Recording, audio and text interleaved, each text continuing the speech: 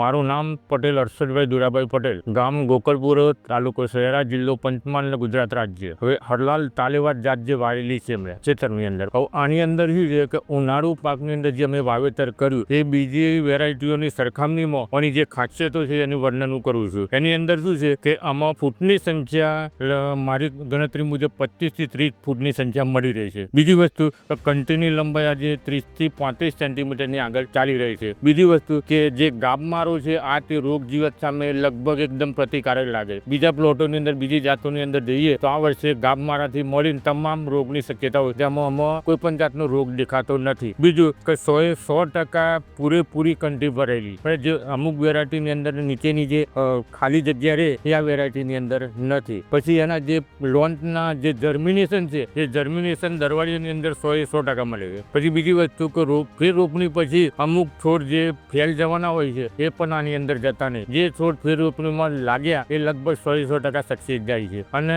થોડું જે વધારે પાણી હોય તો પણ એને કોઈ નુકસાન આવતું નથી. અને કદાચ આમાં 10 દિવસ પાણી લંબાય તો પણ કોઈ વાંધો આવતો નથી. એટલે એકંદરે મારું માનવું છે વેરાયટી એકંદરે બીજી વેરાયટીઓ કરતા સારું રિઝલ્ટ આપે છે. આ જે વેરાયટી મેં લગાવી એનાથી હું બહુ ખુશ છું અને આનું સંતોષકારક પણ ઉત્પાદન મળ્યું. હવે હું આ ખેડૂત ભાઈઓને મારે એક વિનંતી છે કે આ વેરાયટી તમે પણ લગાવો, બરાબર છે. આનું સારું ઉત્પાદન મળશે એવી મને ખાતરી છે.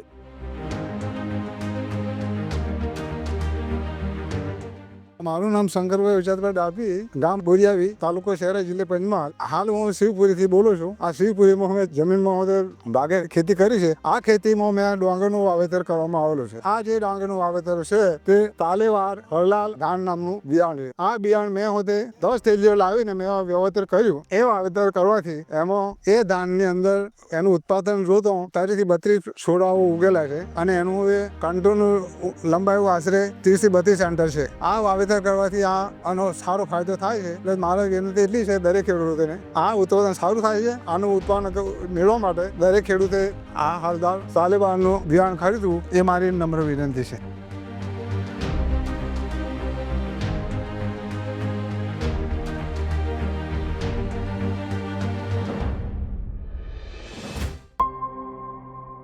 Harlal Seeds.